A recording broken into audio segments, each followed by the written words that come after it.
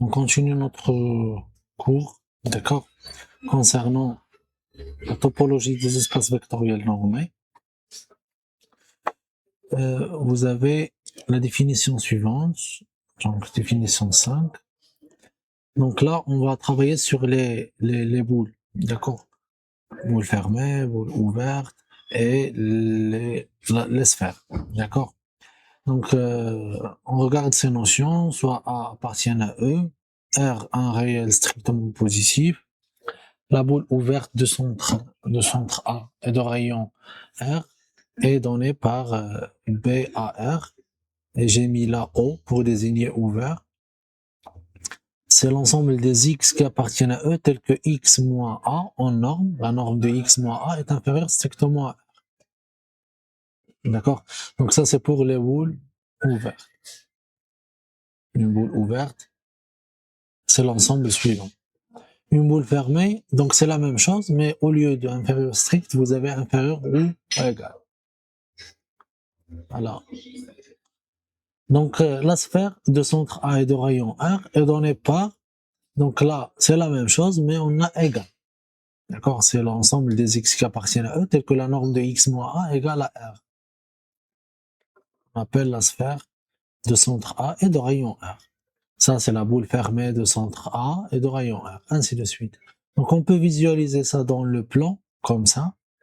D'accord? Par exemple, donc ça, c'est la boule ouverte. D'accord? Là, j'ai mis la frontière avec des extrémités, avec des pointillés, comme ça, pour désigner que ne sont pas incluses. D'accord? La frontière n'est pas incluse. La même chose qu'ici, d'accord, mais là elle est incluse, d'accord. Donc ça c'est la boule fermée. Donc regardons les boules pour la norme 1 qu'on a vu déjà. La norme 1, ça c'est l'ensemble des x, y dans le plan, d'accord, dans R carré, tel que c'est l'ensemble des couples x, y appartiennent à R au carré, tel que vous avez cette condition. Ça, elle est inférieure ou égale. Ça, inférieur ou égal à 1. D'accord? Ok, donc, je répète ça. C'est l'ensemble tel que x plus y inférieur strictement à 1. Ici, c'est la norme euclidienne.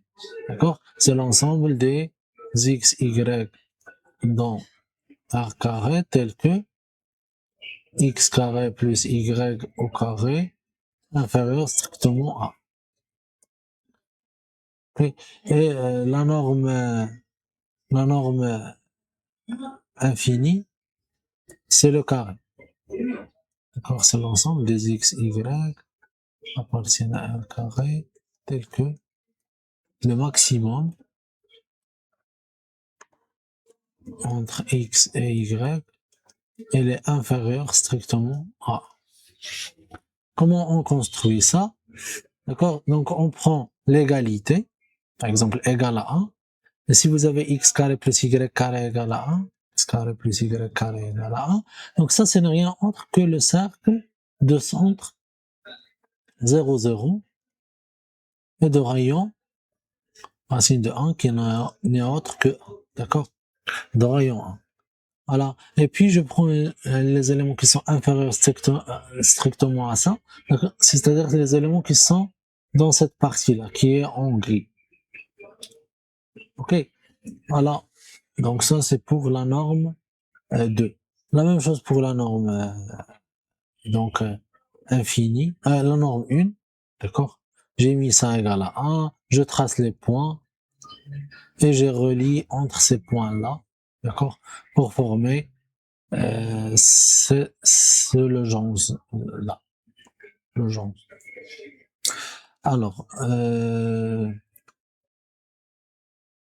dans le plan, dans l'espace, donc le losange que vous avez là, donc devient comme ça, d'accord.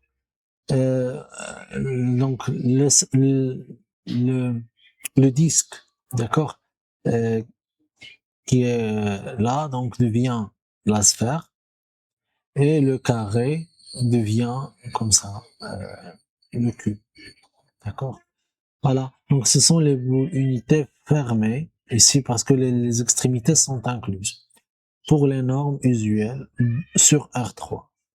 Les normes usuelles sont R3, c'est la même chose que R carré, mais là, on rajoute une autre composante. D'accord? Par exemple, là, la valeur absolue de X plus la valeur absolue de Y plus la valeur absolue de Z. Ok? Donc ça, c'est pour la notion de boule. Si je regarde dans R, muni de la valeur absolue, donc la boule de centre A et de rayon R, c'est l'ensemble des X qui appartiennent à R, tel que la valeur absolue de X moins A inférieure strictement à R. D'accord? Et ça, c'est rien autre que l'intervalle ouvert de centre de rayon, voilà, c'est pas de rayon, mais bon, c'est l'intervalle ouvert, d'accord, d'extrémité A moins R, A plus R excluse. D'accord? C'est-à-dire là, X moins A inférieur à R, ça équivaut à dire que X moins A est comprise entre R et moins R, et ça équivaut à dire que le X, elle est compris entre R plus A et A moins R. C'est bon? Et c'est bon, donc ça c'est l'ensemble suivant A moins R, A plus R. Ok, pour ça. C'est la même chose ici, inférieur strict devient en égal, du coup, les extrémités qui sont isolées là deviennent inclus ici. Et donc, la sphère, c'est l'ensemble x moins a égale à r, donc soit a moins r, soit a plus r. D'accord? C'est l'ensemble suivant qui contient deux éléments. Donc la boule unité fermée de l'espace R carré relativement à chacune des normes sont les suivants. Donc déjà on a parlé sur ça. Donc là on parle sur une autre chose, c'est la translatée d'une boule. D'accord? Par exemple là, si vous avez une boule par exemple dans un espace vectoriel E, d'accord, tu peux à partir de la boule unité B01 former cette boule-là. D'accord? Il s'agit de gonfler cette boule, d'accord? De multiplier par un facteur R, puis de la translater. D'accord? Par exemple, la boule est de centre, de rayon 2, je multiplie le rayon de la boule unité fois 2, d'accord? Ce qui élargit l'ensemble et je le translate, d'accord? Vers le point du centre A, d'accord? Voilà, donc c'est ça l'idée. Et donc la relation entre la boule unité et cette boule-là, c'est la suivante. C'est la translatée, c'est-à-dire A plus R, facteur de B, ou bien R, voilà la boule de centre 0 de rayon 1. C'est pas une multiplication, mais bon, c'est juste un symbole, d'accord? Parce que là, je prends les éléments, je les multiplie par un, d'accord? RB, RA, c'est l'ensemble des RA avec A appartiennent à A. C'est pas une vraie multiplication. Ok, donc pour la preuve de ça, essayons de voir la preuve. Ok, donc là, pour prouver ça, vous avez une égalité, d'accord? Donc je montre l'inclusion directe et je montre après l'inclusion réciproque. Ok, je vais prendre un élément X appartenant à la boule de centre A et de rayon R. Oui, ça veut dire quoi ça? Ce que signifie que X est dans la boule. Dans le rang de x moins 1 inférieur à r. Oui, c'est-à-dire que X moins 1 inférieur strictement à. Ok, moi, je veux se ramener, donc ramener ce point-là à un autre point, d'accord, dans la boule de centre 0 et de rayon 1, d'accord. Donc pour trouver la boule de centre 0 et de rayon 1, je divise par R, d'accord. Donc x moins a, d'accord, scalaire 1 sur R, elle est inférieure à 1, d'accord. On note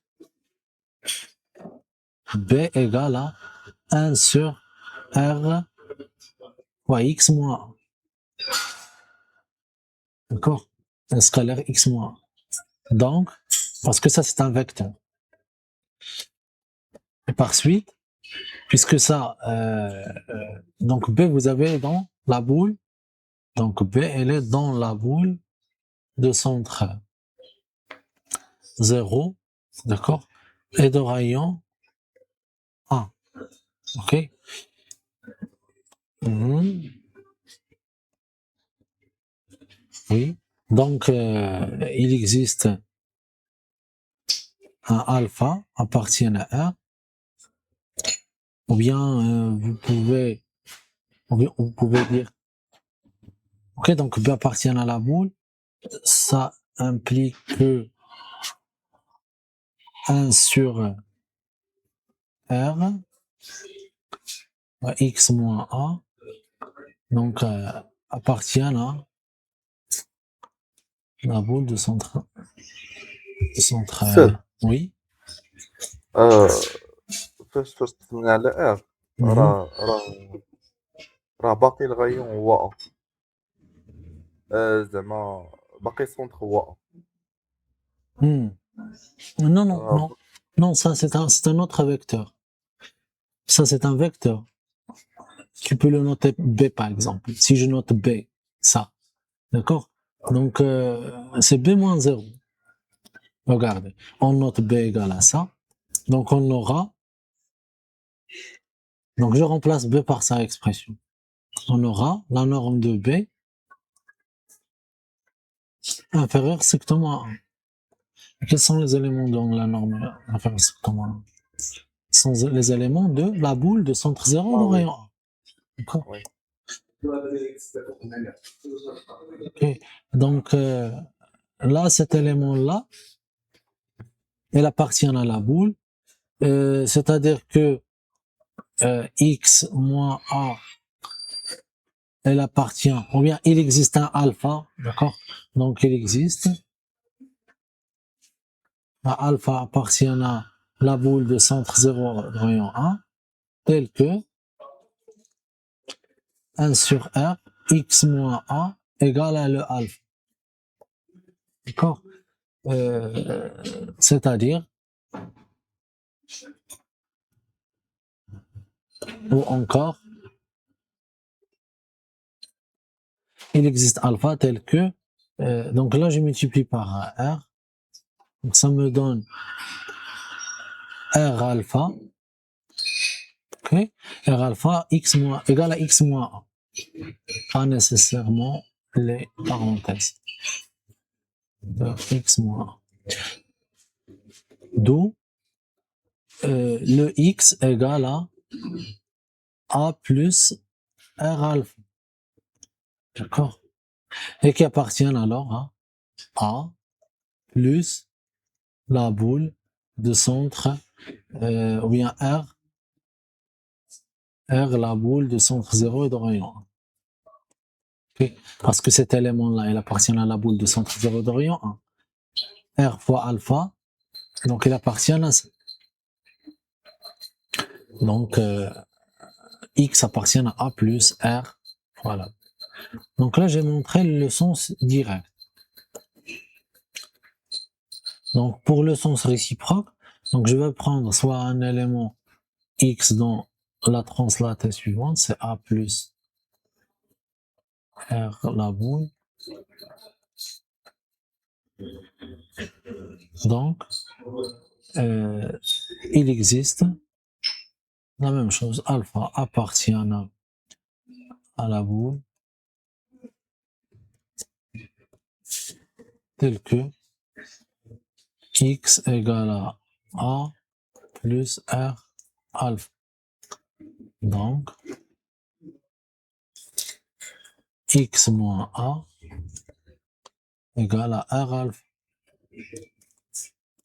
D'où la norme de x moins A égale à R, la norme de alpha. Mais la norme de alpha, elle est inférieure strictement à 1, donc ça, elle est inférieure strictement à R. D'où x, elle est dans la boule de centre A et de rayon R. C'est bon. Voilà. Donc, vous avez pris un élément là et vous avez le trouvé dans cet ensemble. Et par suite, ainsi, vous avez l'égalité. La boule de centre A et de rayon R égale à A plus R B0. C'est bon. Donc, ce qu'on a fait là pour la boule ouverte, vous pouvez le refaire de la même manière dans la boule fermée et dans la sphère. D'accord? Là, pour la boule fermée, tu vas mettre ici inférieur ou égal, inférieur ou égal, inférieur ou égal, ainsi de suite. Donc, c'est la même chose. D'accord? Donc, les autres à titre d'exercice.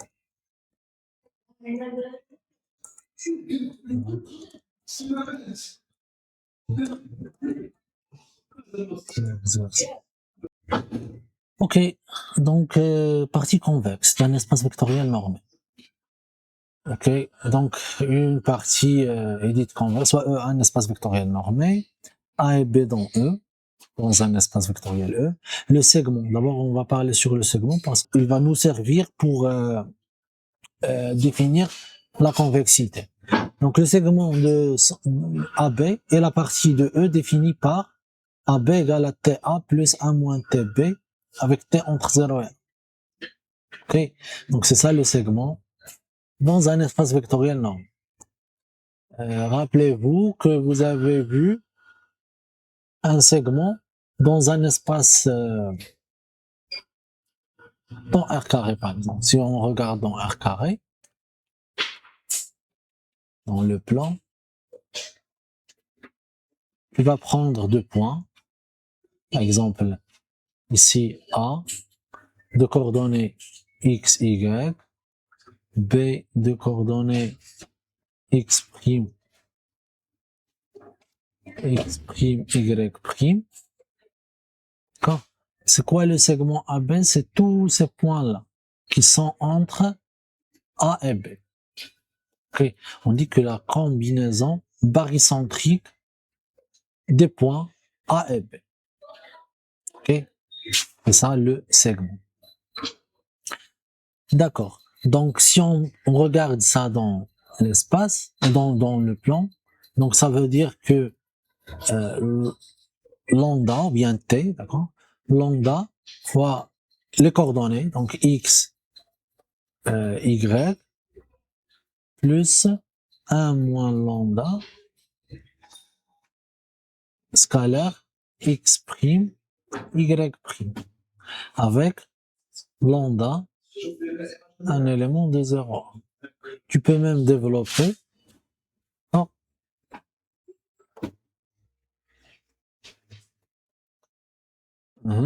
Donc ça vous donne lambda X plus 1 moins lambda X', lambda Y plus 1 moins lambda Y'. Avec le lambda, c'est un élément dans 0. C'est tout.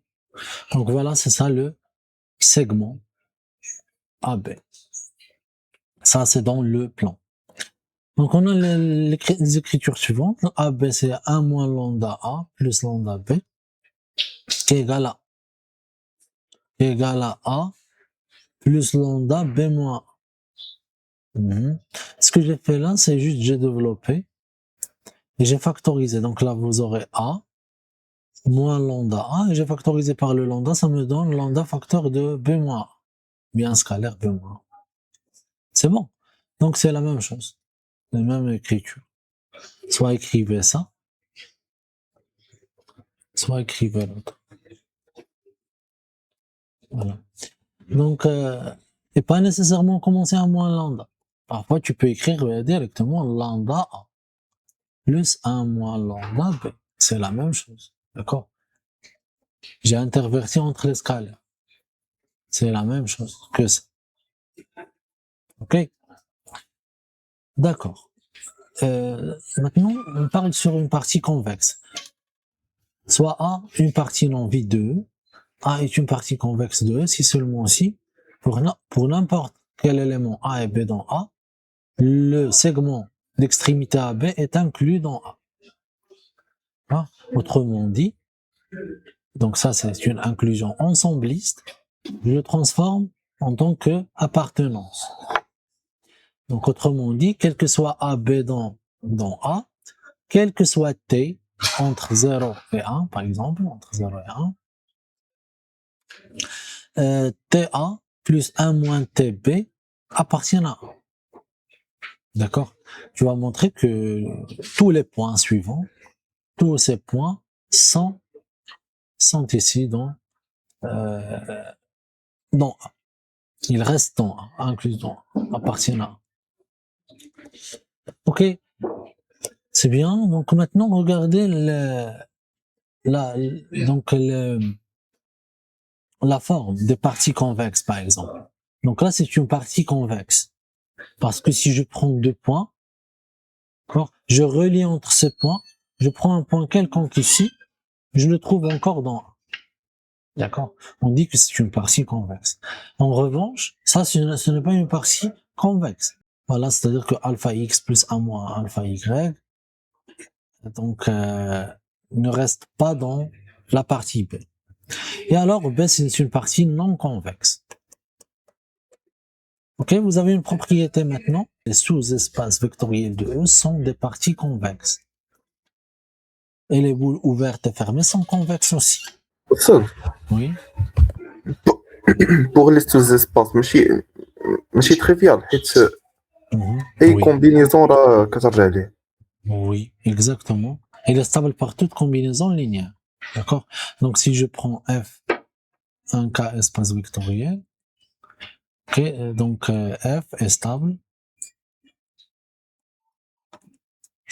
par toute combinaison linéaire. Toute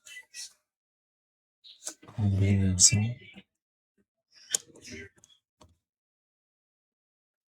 linéaire.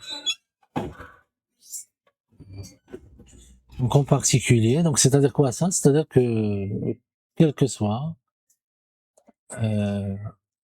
lambda, bon, quel que soit AB appartient à AK, quel que soit deux vecteurs x, y dans F, vous aurez AX plus BY, elle est dans F. Ok? Donc en particulier, elle est stable par toute combinaison barycentrique, ou bien combinaison convexe. D'accord? On dit combinaison convexe. En particulier, elle est stable. F par toute combinaison convexe. Ok? Et donc là, au lieu de A et B, je le remplace, d'accord, avec des éléments qui sont dans 0, 1. C'est-à-dire que quel que soit x, y dans F, lambda x plus, oui, quel que soit lambda réel dans 0, 1, 0, 1, lambda x plus 1 moins lambda y, il reste dans F. Donc, comme elle a dit votre camarade, elle est triviale. Regardons le deuxième point. Oui, Mais pour Hassan, si je veux montrer que la boule ouverte, par exemple, est une partie convexe, qu'est-ce que je dois montrer? ماشي خصنا ناخدو واحد سيغمون Hmm. داك D'abord deux خصنا points. نبينو كاين وي خصنا نبينو il est inclus dans la boule PAR. Oui, et on montre que le segment joignant ces deux points, il est dans la boule PAR. Ok?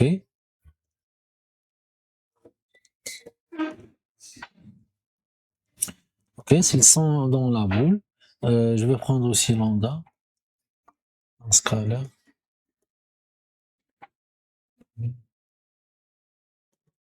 On a. Qu'est-ce qu'on a déjà? X moins A, elle est inférieure à 1. Y moins A, aussi inférieur à 1.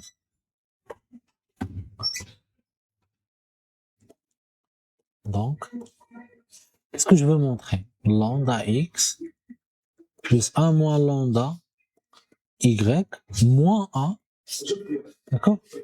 Elle est inférieure ou égale à 1. Inférieure strictement à 1. Ok? Et pour montrer ça, qu'est-ce que je dois faire? Donc là, c'est lambda scalaire X moins A. Je retranche lambda A. Je vais le rajouter, d'accord? Donc, on va 1 moins lambda. Euh, va, Y moins A. Scalaire Y moins A. Ok? Donc là, c'est comme si راه زدنا واحد موان لامدا ا لا لا لا صافي c'est la même chose. Parce que si vous développez vos oreilles.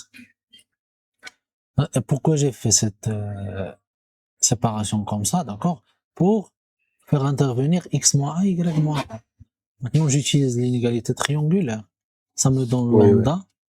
لامدا اكس موان ا بلس 1 موان لامدا y موان ا. Très bien. Lambda, Y moins X moins A, c'est inférieur à R. Donc, c'est lambda R plus 1 moins lambda R. Si je développe, j'aurai R. Donc, ça, elle est inférieure strictement à R. De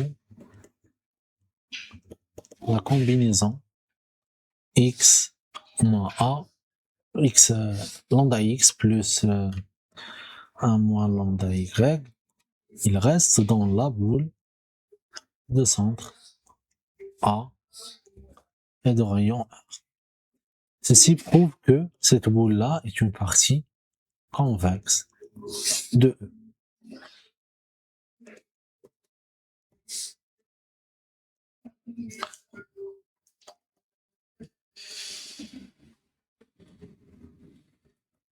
C'est bon. Voilà, donc ça c'est pour les deux premiers points. Pour les boules fermées, c'est la même chose. Ok? Pour la sphère, non. La sphère n'est pas convexe. D'accord? La sphère n'est pas d'une partie convexe. Pour la boule fermée, c'est même cause, même effet. Tu dois juste, au lieu de ça, d'écrire inférieur ou égal. Pareil là. Bon. Donc l'autre, boule fermée, à titre d'exercice.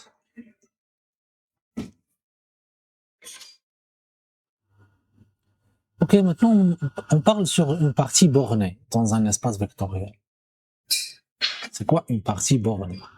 Je vais prendre A de E et dites bornée si seulement si il existe un réel M, quel que soit X appartienne à A, la norme de X elle est inférieure ou égale à M. D'accord? Voilà, c'est ça une partie bornée.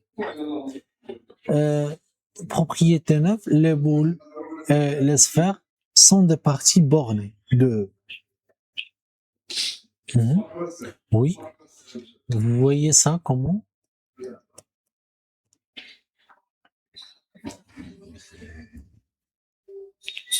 C'est par définition de la boule. Oui, il s'agit juste d'écrire la définition de la boule. Je vais prendre un élément quelconque, par exemple dans la boule ouverte, de centre A et de rayon R. Donc par définition, c'est X moins A, inférieur strictement à 1. Oui, après, je dois On isoler. pose x. Ah, c'est raison. Hein? On pose x moins a égale à quelque chose. Non, non. Je dois isoler le X. Oui, نقدروا نحيدوا la distance. Non, tu ne peux pas faire ça. Mais tu peux utiliser une chose dans le cours, une propriété du cours.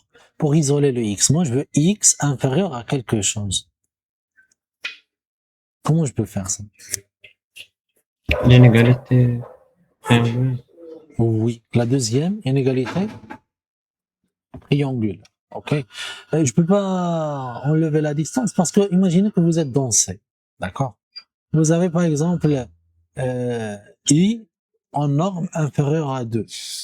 La norme, c'est-à-dire la valeur absolue, par exemple, le module, d'accord? Si tu enlèves le module, tu m'as dit, d'accord, Oui. que I est inférieur à 2. On n'a pas d'ordre dans C. D'accord, donc là, je vais utiliser la deuxième inégalité triangulaire, alors, valeur absolue de x moins 1, il est inférieur ou égal, norme de x moins 1, qui est à son tour inférieur à R. Maintenant, j'enlève la valeur absolue, j'aurai la norme de x inférieure strictement à R, plus la norme de 1. Je pose ça M, d'accord? Et du coup, quel que soit un élément dans la boule de centre A et de rayon R, la norme de X, elle est inférieure strictement, s'il est strict, donc elle est ou égale. Réciproque est fausse. Attention. Donc, inférieur ou égal à 1. C'est bon. Et donc, du coup, j'ai trouvé le résultat. Oui? De même, شنو اللي خلينا نحيدوا الفالور ابسولي في ديك ليطاب؟ Ici, Oui. ces éléments, ils sont où? Les éléments qui sont là. Ils appartiennent à quelle partie? Ils sont des réels. Ah oui, derrière. Et Et si non. vous avez, oui, et si vous avez un réel inférieur à quelque chose, en valeur absolue, X appartient à R, tel Ah que oui, oui, X oui. inférieur à, Entre R et moins R. oui, c'est ça ce que j'ai fait. Donc là, ça veut donc que X, il est entre R et moins R. Moi, j'ai pris juste ça. Ce que je veux. D'accord? Oui. Voilà, donc, pour le M égale ça.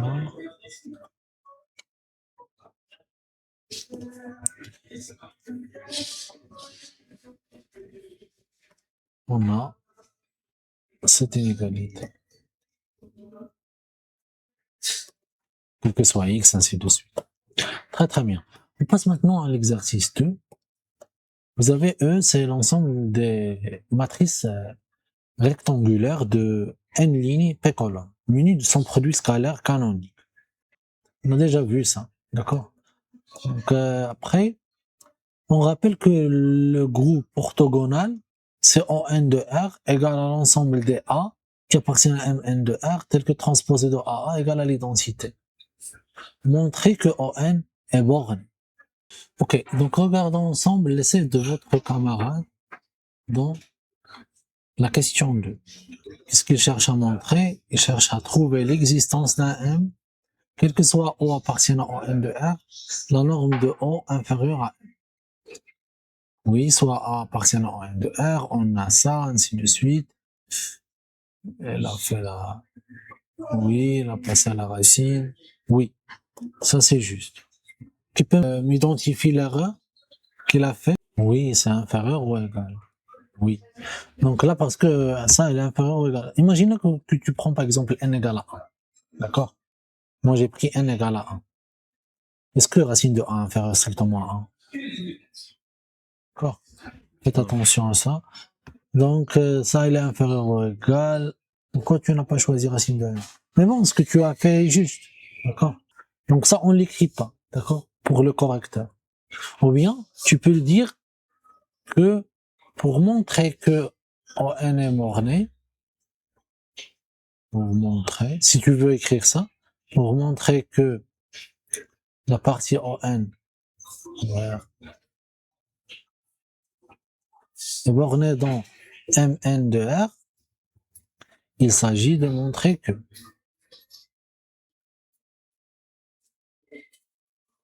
Ok, pour le moment, ok, c'est pas grave, d'accord? Pourquoi c'est pas grave? Parce que tu maîtrises ton cours avec ces rédactions-là. Tu sais ce que tu dois faire, exactement, d'accord? C'est mieux que quelqu'un qui ne sait rien, d'accord? Il commence arbitrairement, d'accord? Donc c'est bénéfique. Mais dans les concours, ce n'est pas recommandé d'écrire ça. Parce que imaginez que dans chaque question, tu écris cette phrase. Par exemple, voilà ce que je veux montrer, voilà, ainsi de suite, d'accord? Tu vas perdre beaucoup de temps, d'accord?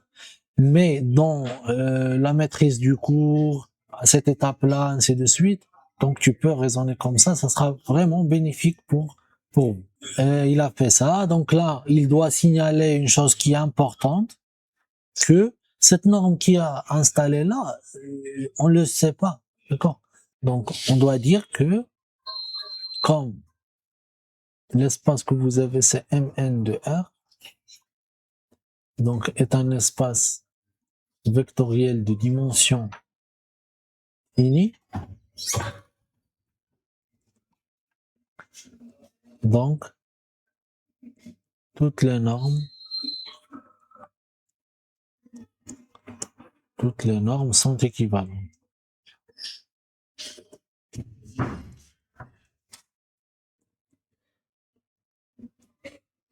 Ok? Donc, c'est pour cela qu'on peut travailler alors. On peut travailler alors. Bon, toutes les normes sont équivalentes. Ça vous donne que si une telle partie est bornée pour une norme, alors elle est bornée aussi pour la norme qui est équivalente. D'accord? Donc là, si N1 est équivalente à N2, alors la partie A est bornée pour la norme N1, si seulement si elle est bornée pour la norme N2.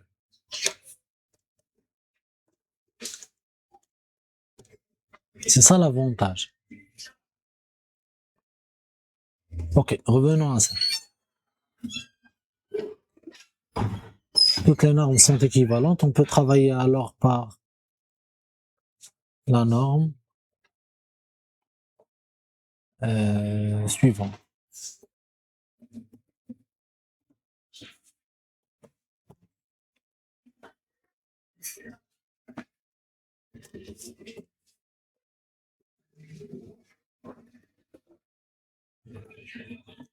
Voilà, c'est tout. Donc c'est ça ce que vous devez signaler. Ça c'est vraiment nécessaire. Ok. Et soit A appartient, ainsi de suite. Tout ça, elle est juste. D'accord? Donc ce que tu as fait là, tu as montré que donc d'où ON de R, elle est inclue.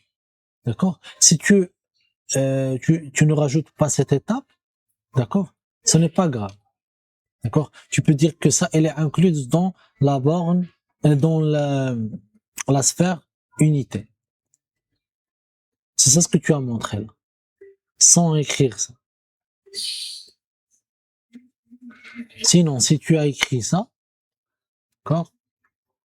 Si tu as écrit ça, ça montre que donc ON de R, il est inclus dans la boule fermée de centre zéro de racine, de rayon racine de R.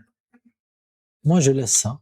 Parce que c'est déjà ça, elle est inclus dans dans la boule fermée. D'accord? Ça, elle est inclus dans la boule fermée. Comme si tu as passé de là à là. Moi, je vais restreindre l'ensemble. Je vais travailler juste avec ça. Bon, j'espère que l'idée soit claire. Oui. كنت خدام بواحد النورم وحده اخرى ديال الانفيني ديال الماكس Oui. وحدت واحد ليطاب الماجوراسيون ما عرفتش الماجوري لي كوفيسيون دابا La norme infinie, elle est équivalente à la norme 2. Et la norme 2, on a déjà vu une relation entre les normes. C'est ça. Si vous vous rappelez, dans votre cours, vous avez travaillé avec la norme infinie, c'est ça? استاذ دابا عندي لا نورم انفيني هي الماكس ديال لا سوم ديال لي كوفيسيون خصني Max, نماجوري دوك لو كوفيسيون غالبا خصني نماجوريهم ب1 ولكن ما عرفتش كومون باش تخرج لي ميم c'est pas. ريزولتا ديال Attendez, c'est pas 1. Pourquoi? Regardez, parce que ça, c'est le maximum de la somme, la norme infinie, de A et J, avec J entre 1 et N. C'est ça? Ce qu'on a vu pour la norme 1. La norme infinie. La norme infinie de A. Alors, la somme.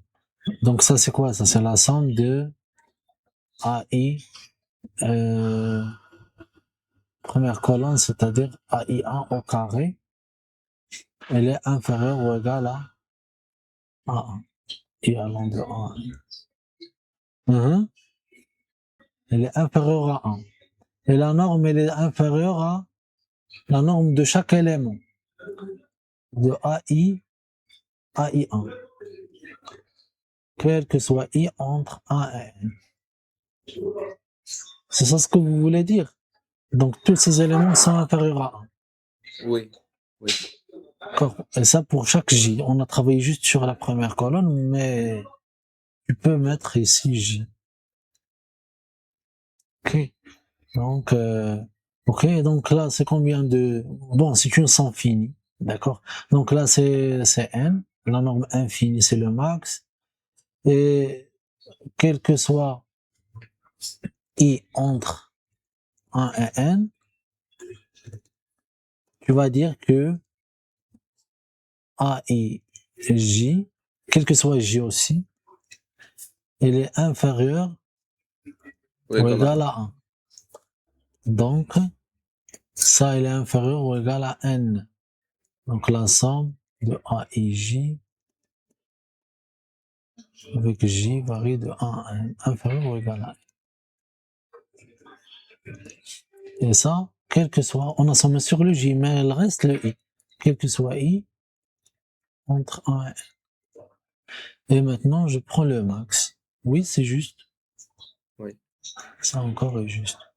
Donc la norme infinie inférieure. Oui, tu as raison. Inférieur à N. Et ça, c'est la norme infinie de A.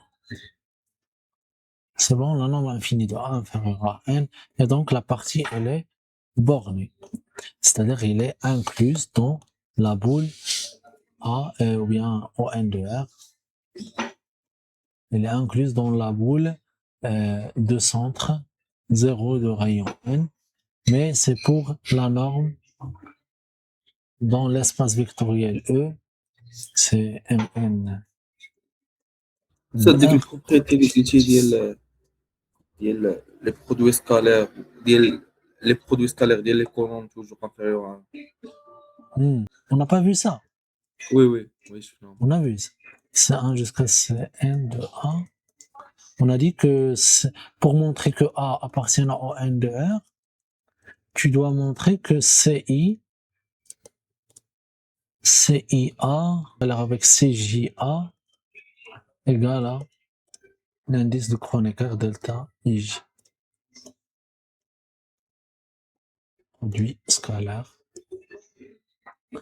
Quel que soit IJ entre cette propriété. C'est bon, donc on a fait cet exercice parfaitement. Donc vous avez le choix. Travaillez avec la norme qui vous convient. Alors, une méthode, donc pour montrer qu'une partie n'est pas bornée, on peut exhiber une suite d'éléments de A telle que la limite en norme de cette suite-là est envers plus infini, lorsque n est envers plus infini. Une partie bornée. D'accord? Donc je peux le mettre dans une boule. D'accord? Dans une boule. De centre A et de rayon R. Je dois gonfler la boule, d'accord? De telle sorte que votre partie B soit incluse. Mais si ce n'est pas borné, je peux pas faire ça, d'accord? Parce que je peux pas mettre une partie qui n'est pas bornée dans une partie qui est bornée. D'accord? Donc c'est ça l'idée. Tu dois chercher une suite, d'accord, d'éléments de A dont la norme égale à plus infini. On regarde un exercice. La limite égale à plus infini. Soit P supérieur ou égal à 2. On note NP l'ensemble des matrices nilpotentes. D'accord? Je vous rappelle, c'est quoi une matrice nilpotente? NP de K, c'est l'ensemble des A qui appartiennent à MPK. Tel qu'il existe un K0, d'accord, entre, bon, appartient à N, voilà, tel que AK0 est égal à la matrice nulle. Le détail P ligne, P colonne, et là vous avez des zéros,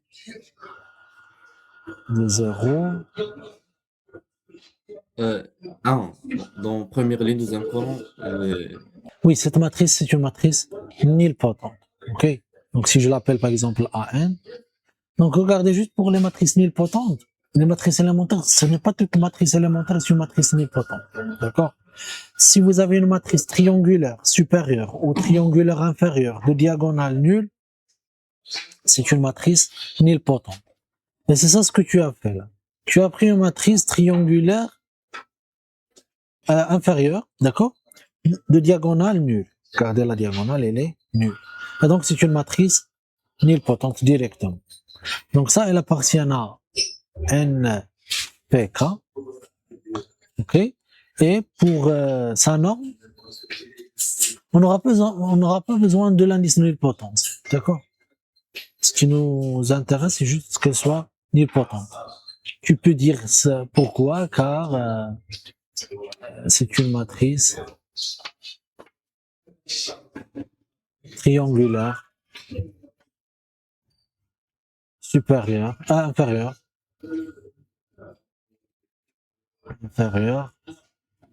de diagonale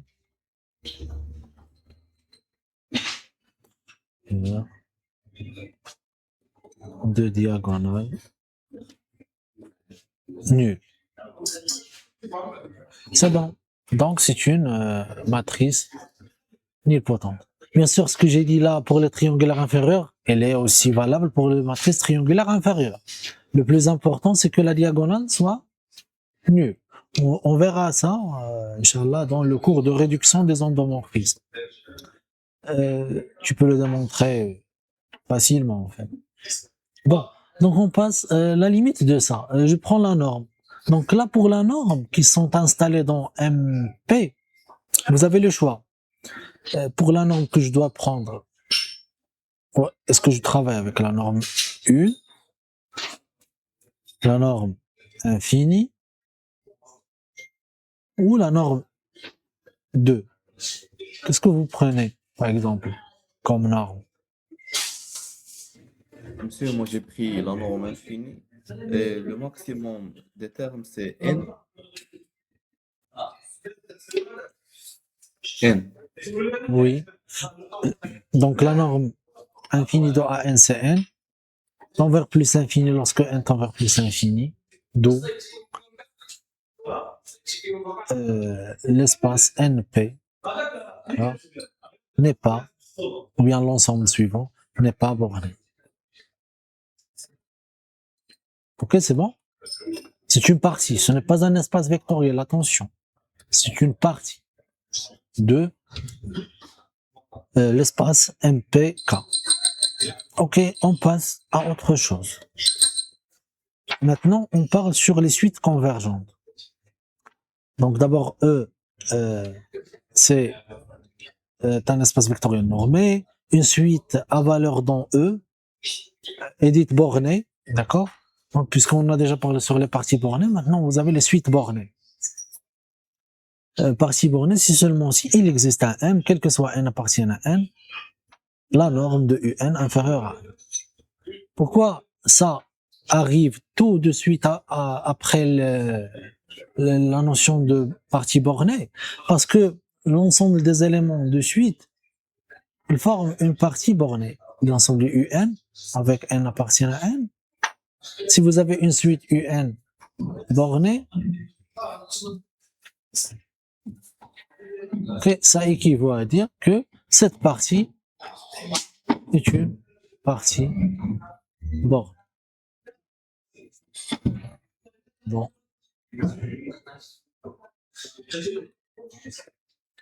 C'est bon. Voilà. Donc, c'est la même chose ici, borné. Ok, on va voir maintenant les suites convergentes. Suite convergente, on dit qu'une suite d'éléments de convergence si l'une des trois assertions suivantes est vérifiée. Il existe un L qui va désigner la limite, tel que UN moins L en norme tend vers 0, lorsque N tend vers l'infini. D'accord? Il existe L appartient à E tel que pour tout epsilon, donc je traduis ça, on tend vers 0, c'est-à-dire pour tout epsilon, il existe un N0, pour tout N dépasse N0, UN moins L est inférieur à epsilon. Et comment on traduit ça? C'est que à partir d'un certain rang, N0, d'accord, toutes les termes de la suite UN, ils rentrent dans la boule de centre L et de rayon epsilon, la boule fermée. À partir d'un certain rang, tous les éléments, ils sont là. D'accord?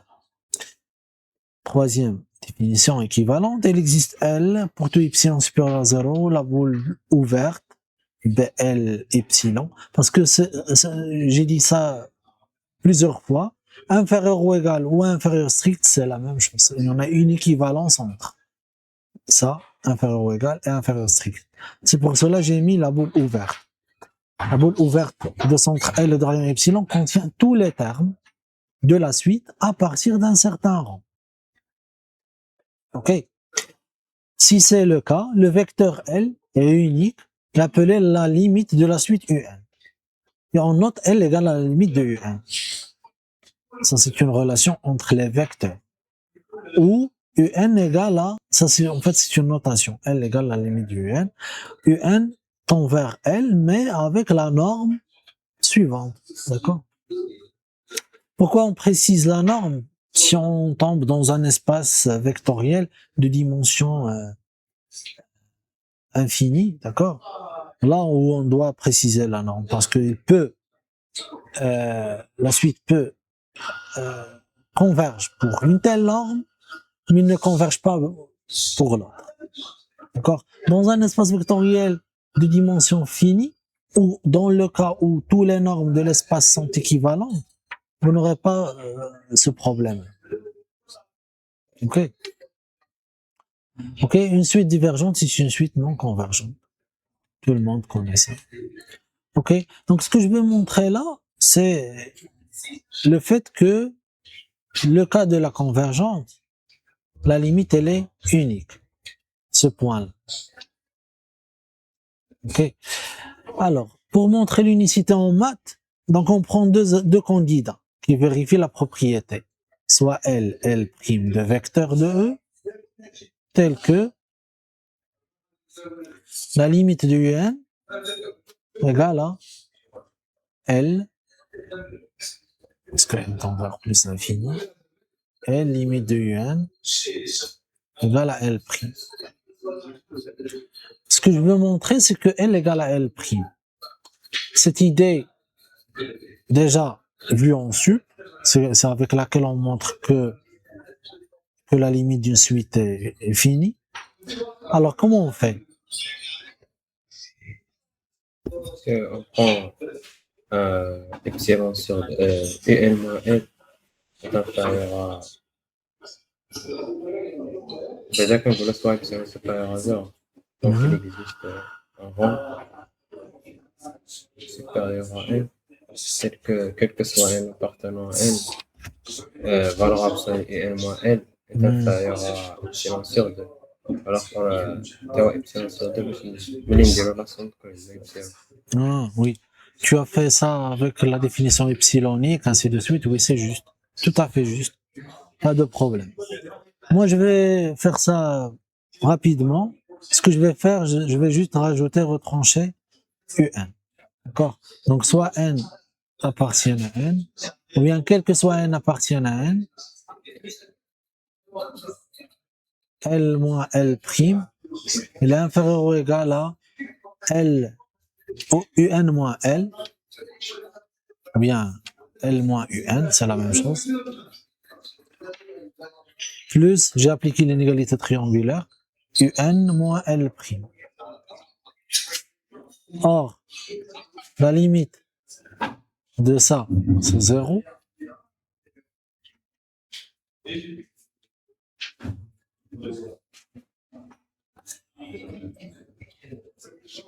Donc, on a dit que la limite de ça, c'est 0. Et la limite de l'autre aussi 0. Ok.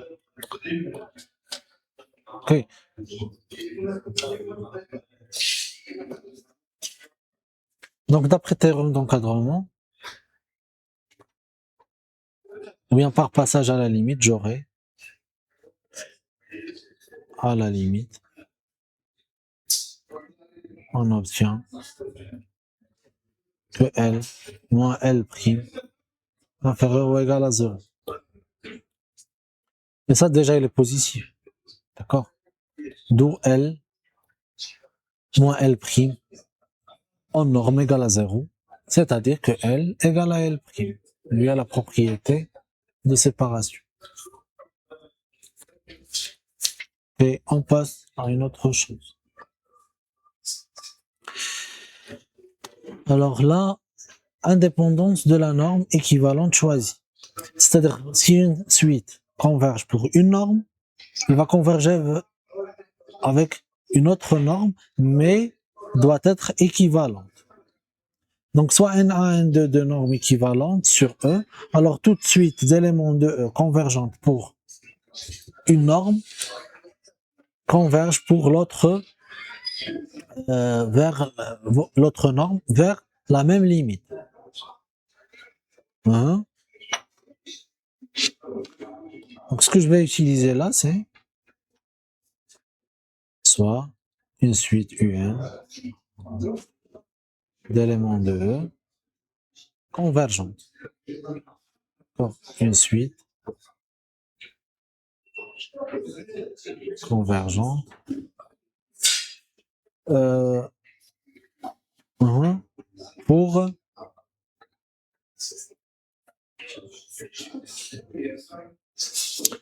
pour la norme N1. Et je vais montrer, d'accord, qu'elle converge pour la norme N2. Comme N1 équivalente à la norme N2, oui, ça implique que il existe alpha bêta tel que, quel que soit X appartient à E, d'accord, vous avez N1 de x comprise entre alpha N2 de x bêta N1 de x. N2 de x. D'accord. Alors, quel que soit n appartienne à n, je remplace ici le x. D'accord. Parce que ça veut dire quoi ça, le UN converge pour la norme NA, donc je dois préciser la limite vers L. Ça, on peut le traduire de la façon suivante, c'est que NA de UN moins L tend vers 0, lorsque n tend vers l'infini. Moi, je veux montrer que N2 de UN moins L tend vers 0. Donc, je remplace ici. Donc, j'aurai N1 de UN moins L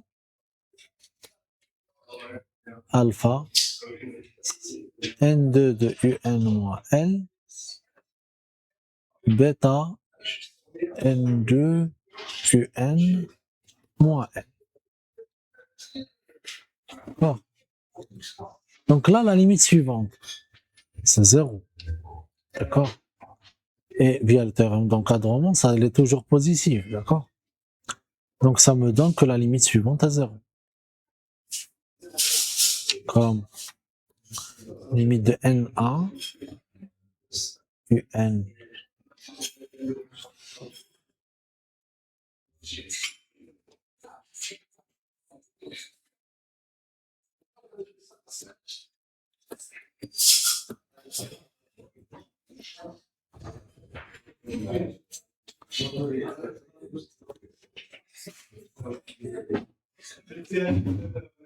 N2 UN moins L vers 0. Avec le alpha, bien sûr, mais le alpha, on peut diviser sur alpha, d'accord? Je peux diviser ici par le alpha et je trouve que N2 de UN moins L tend vers 0. C'est bon. Donc, ce qui justifie que si on a la convergence pour une norme, on aura la convergence par une autre norme qui est équivalente. Souligner, bien surligner, équivalent. Voilà, ici. Ok, on passe à une autre propriété. C'est la propriété de domination. Soit U est une suite d'éléments de E, elle appartient à E, les propriétés suivantes sont équivalentes.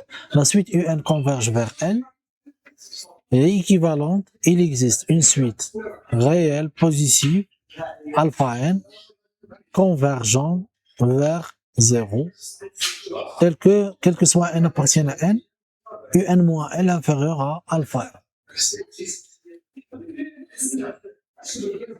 Oui, pour le sens direct, 1 implique 2. Comment on peut le traduire? Tiens, dire la définition. Excellent. Oui, c'est juste. Mais pour aller plus vite, je vais prendre... donc là, regardez, UN converge vers L pour la norme suivante. D'accord?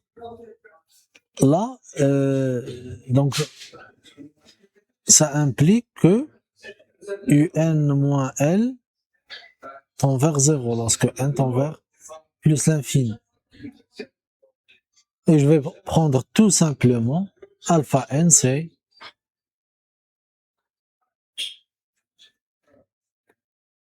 UN moins L. D'accord? Donc, on trouve 2 directement. D'accord? Je cherche le chemin le plus court, d'accord? La définition épsilonique aussi est juste. D'accord? Je ne dis pas qui est fausse. Mais ça demande un peu de rédaction. Ok, donc de 2 implique 1.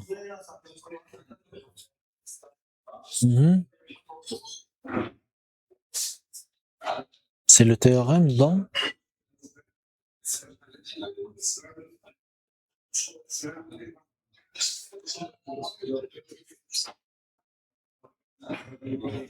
oui, quel théorème? تمام جدا. Oui, donc vraiment, quel que soit n appartienne à n, vous avez un moins L inférieur ou égal à alpha n, or alpha n tend vers 0, donc un moins L tend vers 0, d'où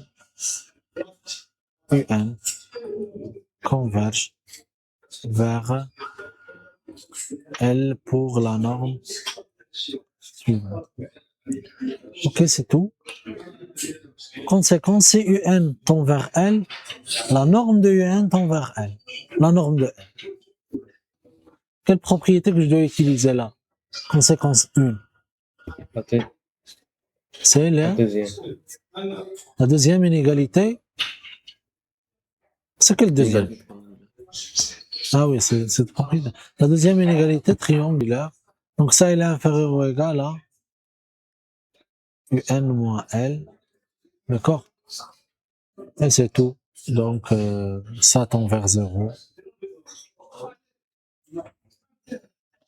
Donc, norme de U1 tend vers la norme de L lorsque n tend vers l'infini.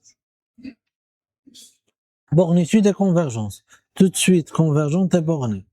Attention, la réciproque est fausse. Une suite non bornée est divergente. Oui. Bornée, donc ça c'est la contraposée en fait. Contraposée de ça.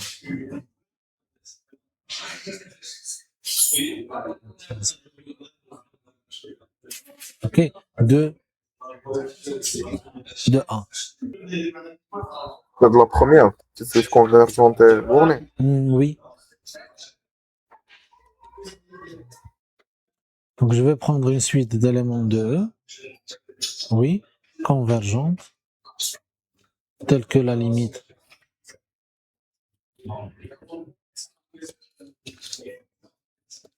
de Un égale à L. Parce que n tend vers l'infini. Pour la norme, pour une telle norme, pour la norme installée dans U. Ça veut dire quoi ça? ماشي كنديرو valeur absolue n moins L inférieur. Il existe un n Hein? tel que pour tout n supérieur à n0, la valeur absolue de n moins L inférieure à epsilon. Oui. Soit epsilon supérieur à 0, donc tu peux prendre epsilon égal à 1 par exemple, ou bien. Le plus important pour nous, c'est de montrer qu'il est borné. Pour epsilon égal à 1, 1 demi, 3, 4, fais ce que tu veux. Et il existe. Voilà. Tel que ça, il est inférieur ou égal à 3. Oui. Après. 3 inférieur ou égal. 15 de L. Non? Ah, vous voulez montrer qu'il est borné? Ah oui. Oui. Donc,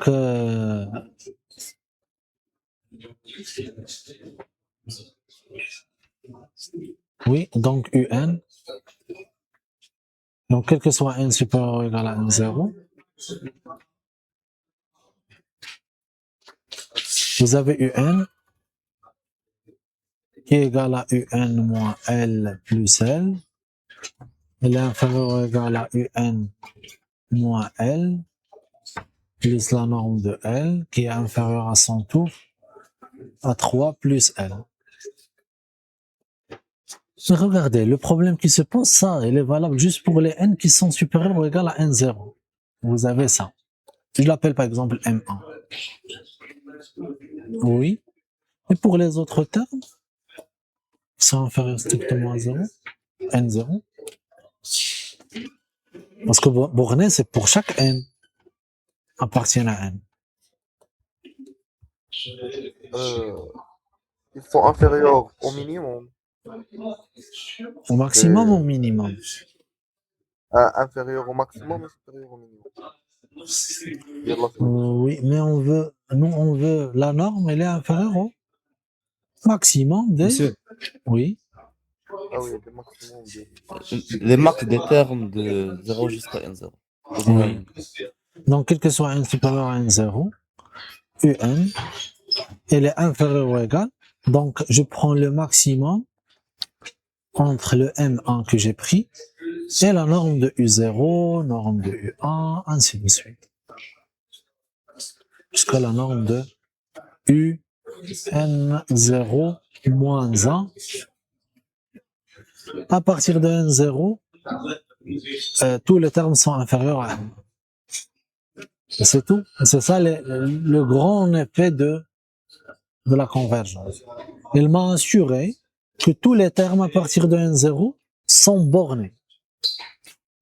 D'accord? C'est tout. Je vais prendre. quel que soit n inférieur ou égal à n0. Inférieur strictement à n0. Ça, quel que soit n supérieur à 0. Donc, quel que soit n appartient à n, vous avez ça. Oui? C'est quoi votre question? لا بنقول زعما بلاصة supérieur égal نقولوا inférieur strictement À n0, oui. Et les éléments qui sont inférieurs strictement à 0, on a les inclus ici. C'est U0, U1, jusqu'à UN0 moins 1. D'accord? Je prends le maximum entre ça et N1. C'est clair? Pour une suite bornée, mais n'est pas convergente, par exemple,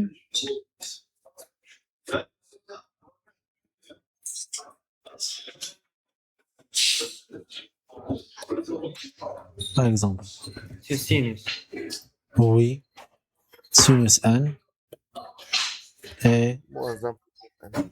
très bien borné, mais non convergent.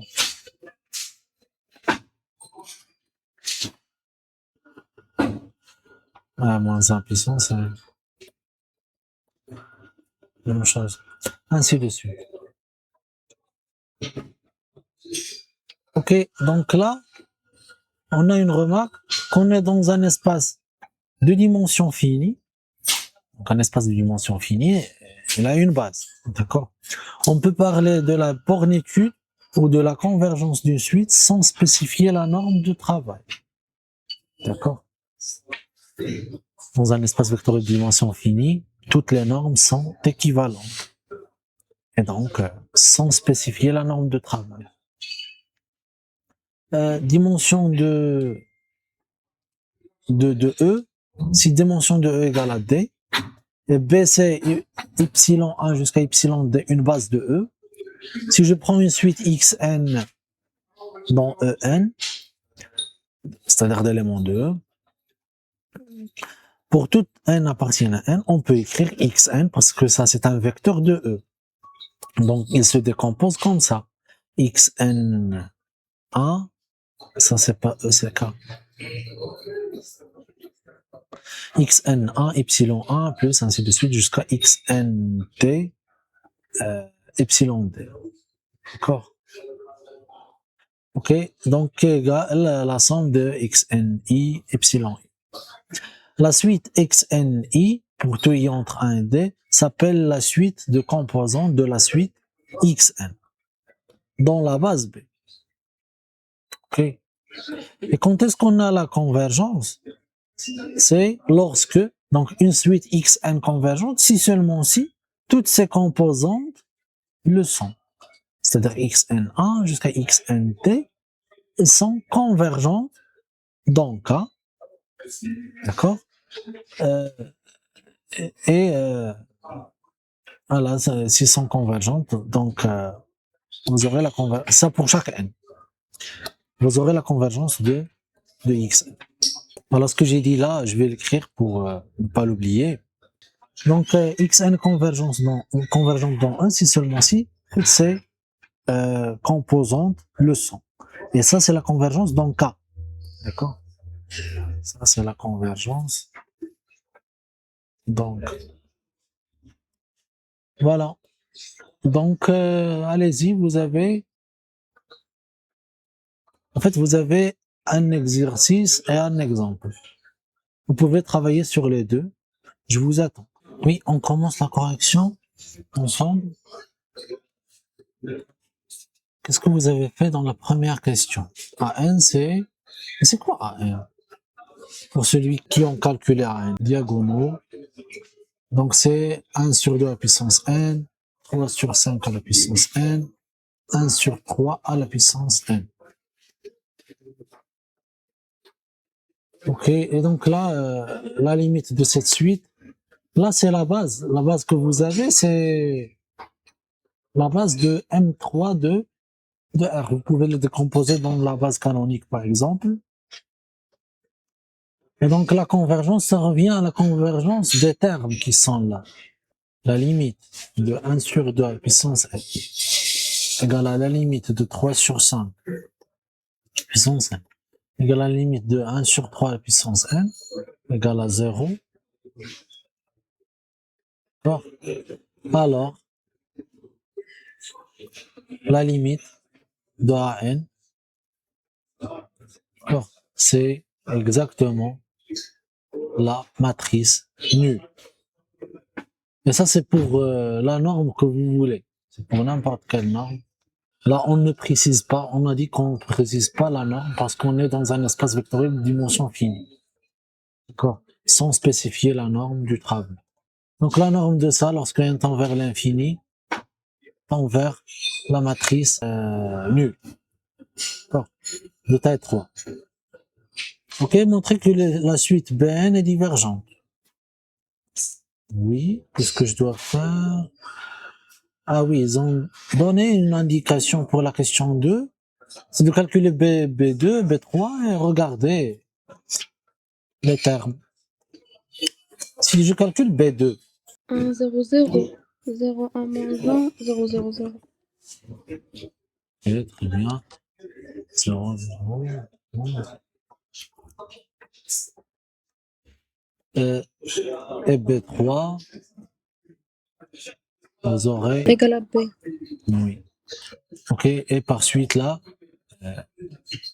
je peux conclure. Donc ça, c'est en fait, c'est par récurrence. D'où par récurrence sur n. C'est une étoile. On peut trouver que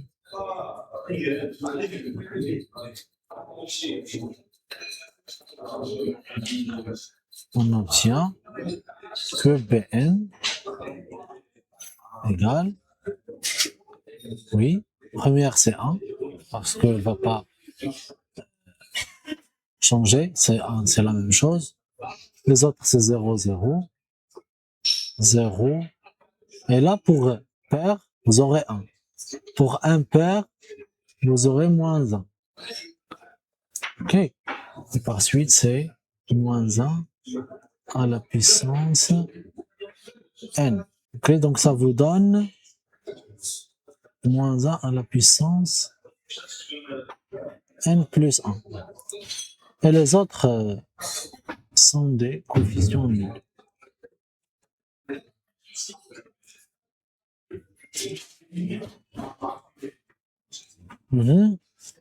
Est-ce que cette suite converge?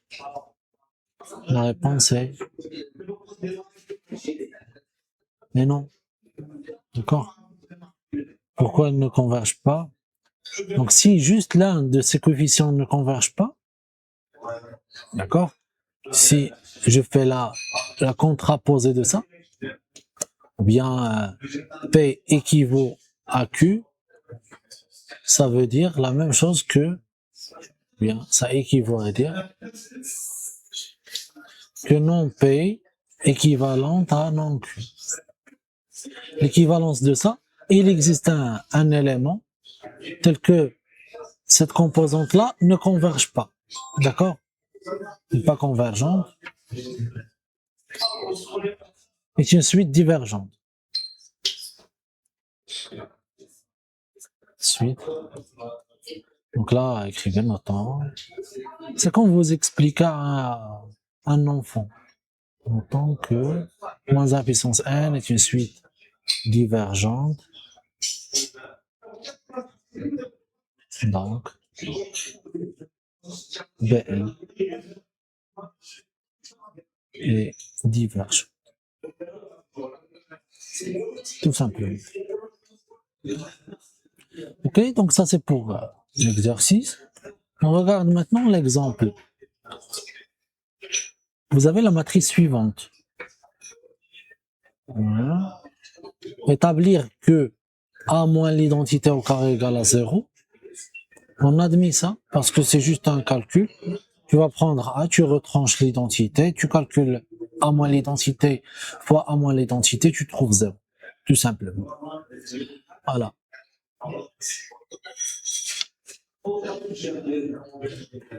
Ce qui nous intéresse, c'est de calculer la limite de cette suite. Mais cette suite-là, elle contient les puissances de A. Et donc, comment résoudre ce problème? Comment on va résoudre l'affaire de puissance?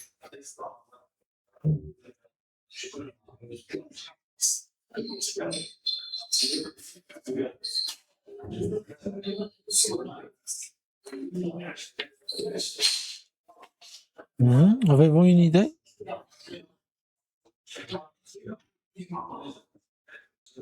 Oui. من داكشي اللي كان on peut déduire que a au carré est égal à de a moins i A au carré est égal à de a moins i. hein, A au carré égale à de A moins I. D'accord? On peut multiplier par a dans les deux côtés. Donc A puissance 3 égale à 2A carré moins A.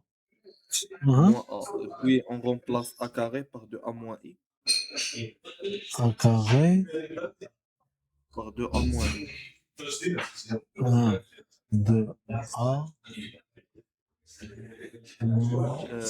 De a moins i. De a moins i. oui.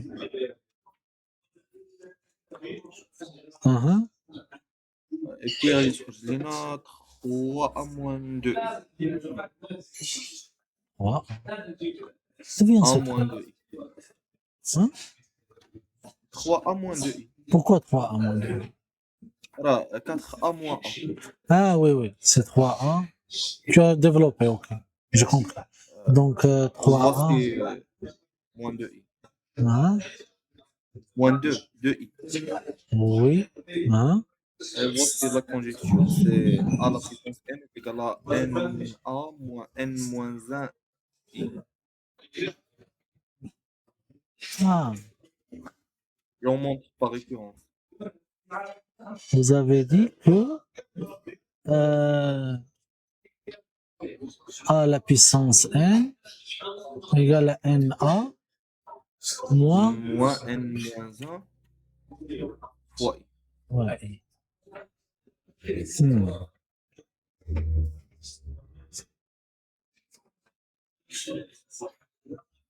On peut la C'est montrer génial. par récurrence. Ok, d'accord. Très bien, ok. Je suis d'accord. Donc là, notons que ça, on conjecture que quel que soit n appartient à n étoile, oui, quel que soit n appartient à n étoile, a la puissance n égale à ça.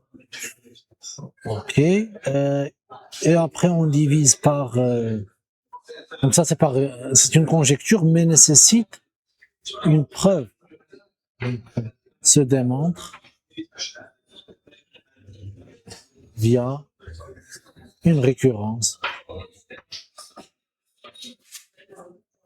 sur le n. Bien sûr, récurrence simple.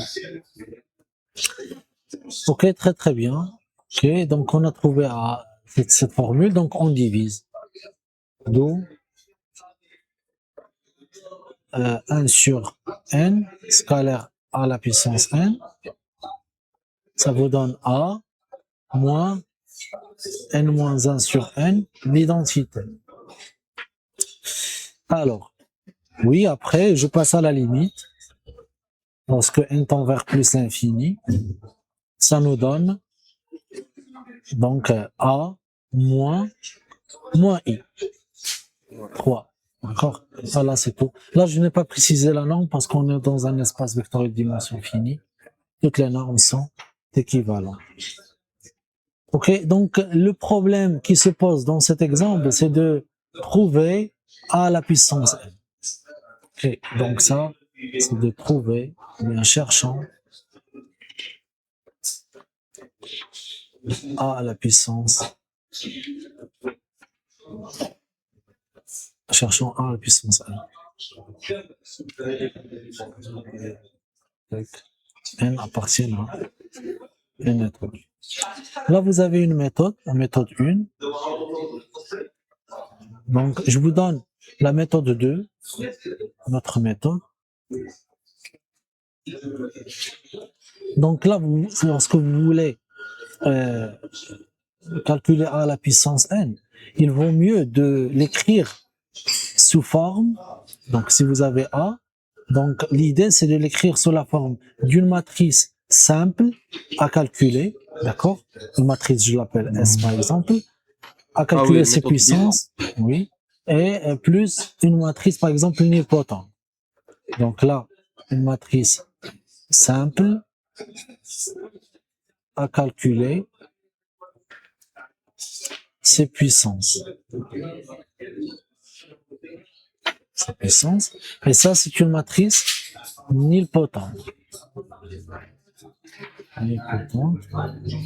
Mais n'oubliez pas la condition, c'est que NS doit être égal à SN. D'accord? Donc c'est ça là, le cœur de cette démarche. Ok, donc je prends, donc là je dois investir dans ça, A moins l'identité. Donc A moins l'identité, c'est une matrice nilpotente. Donc je peux écrire A égale à A moins l'identité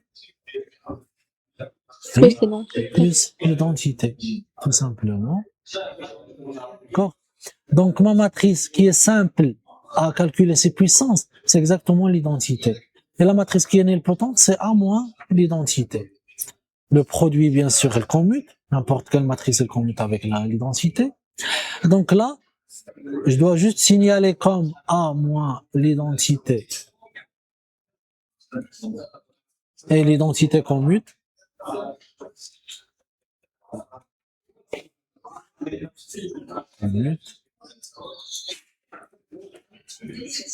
Donc l'utilisation de la formule de binôme de Newton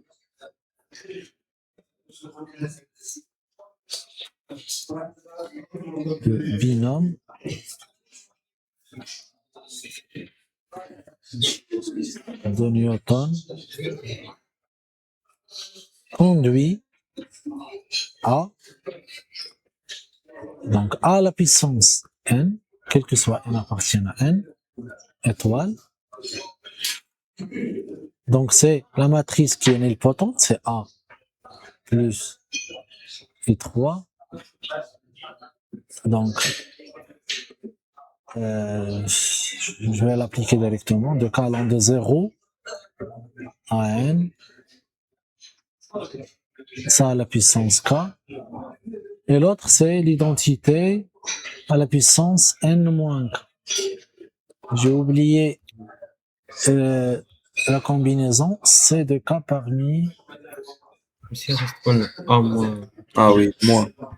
Ah oui, c'est moins, oui, parce que là, A moins l'identité, une erreur de frappe. C'est bon. Et cette somme-là qui est trop grande, donc là, pour A, pour pour, n est égal à voilà, pour Un n et égale à 1, donc a à la puissance n, c'est a. Pour n égale à 0, on n'a pas de problème. A à la puissance, donc a à la puissance 0, c'est l'identité. Donc pour n supérieur ou égal à 2, on a cette somme-là, ça vous donne a à la puissance n, c'est c de 0 parmi n.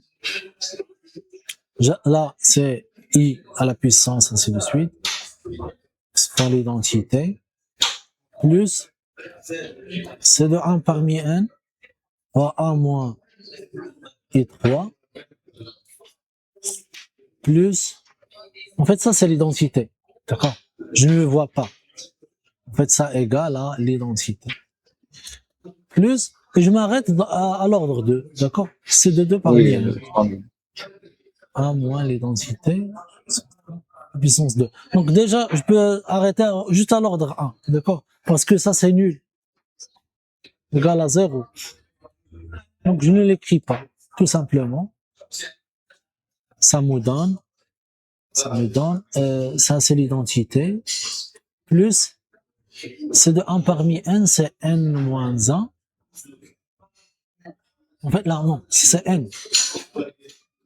C'est n, facteur de scalaire a moins l'identité. Oui. Est-ce que c'est la même chose qu'auparavant? Oui, c'est la même chose. Même chose. C'est n1 moins n moins 1. Oui, Si on c'est développe. NA plus N moins 1. Ok, c'est la même chose du coup. Ça, Tiens. moins. Moins n moins 1. Oui, donc c'est... Ah oui, je m'excuse. C'est N moins 1 fois A. N. Ah, non, C'est c'est n. NA. C'est NA plus... Moins n moins 1. Voilà. Oui. Parce que moins NIN plus 1. Oh. Oui, c'est juste. Donc, c'est la même chose qu'auparavant. Ok, très bien. Donc, je vous donne, donc ça c'est une méthode. Je vous donne une autre méthode, méthode 3. Donc, c'est l'utilisation des polynômes. Je ne sais pas si vous connaissez ça. Méthode. Si quelqu'un connaît cette méthode, peut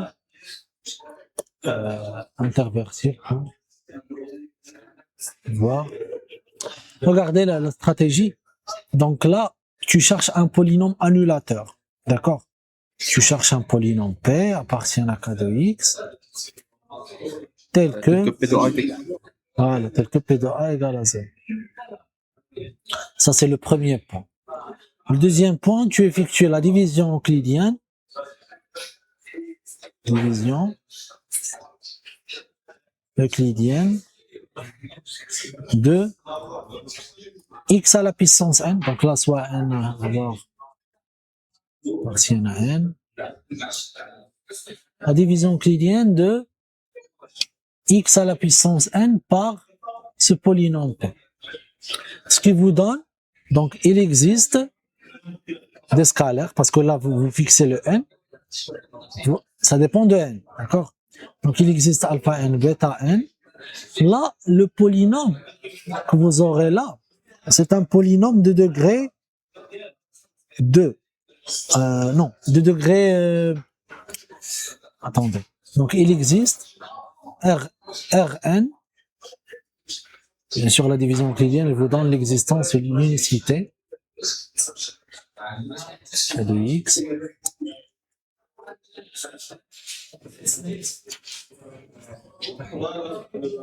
De polynômes tels que x à la puissance n, c'est Qn P plus Rn. D'accord? Là, de x. Voilà. Et là, le degré de ce polynôme Rn est inférieur strictement au degré de P. D'accord? Voilà.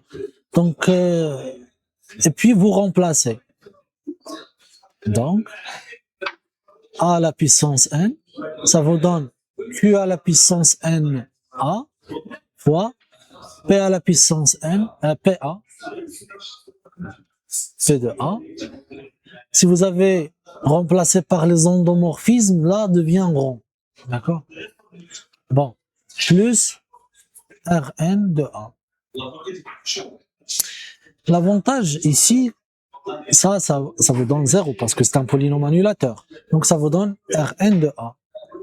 Et Rn de A, son avantage, c'est que son degré est inférieur strictement au degré de Q, de P. D'accord? Donc application.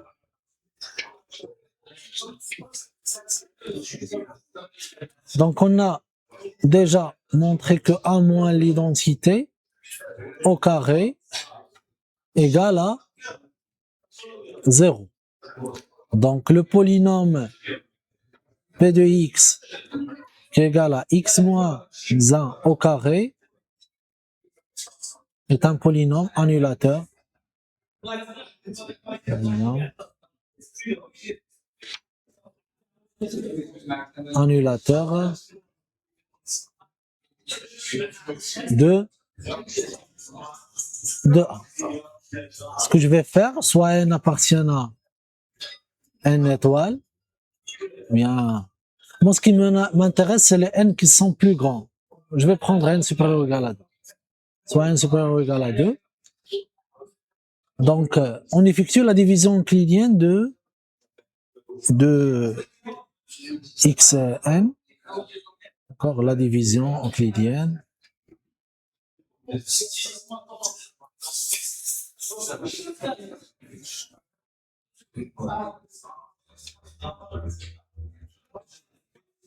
Euclidienne de xn par x moins 1 au carré conduit à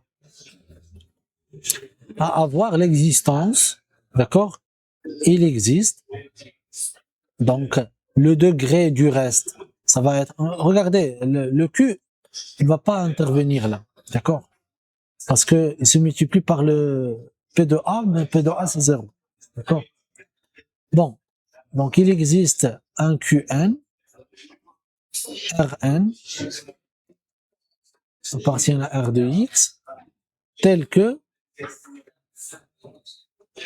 votre polynôme xn s'écrit sous la forme donc qn x moins a au carré plus Rn de x avec le degré de Rn de x inférieur strictement au degré de ce polynôme qui est égal à 2. D'accord? Donc son degré au plus 1. Donc il existe alpha n, bêta n appartiennent à R tel que, si vous êtes dans C, donc appartiennent à K, tel que xn, je recopie ça, plus alpha n x plus bêta n. Maintenant, je remplace. D'accord? En remplaçant par AN.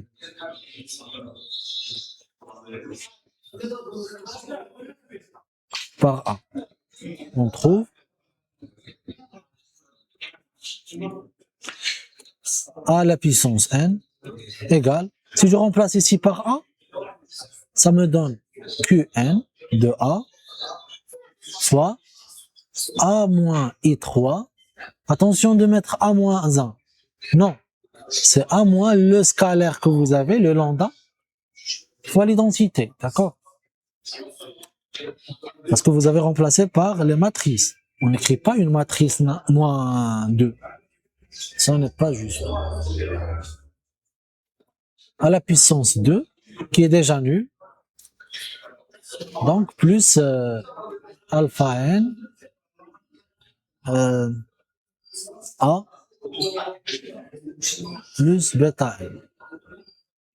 Et du coup, donc ça est nul.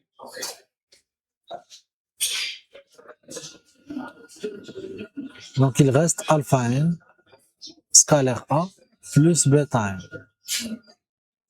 C'est tout. Voilà l'identité. Ah, j'ai oublié l'identité.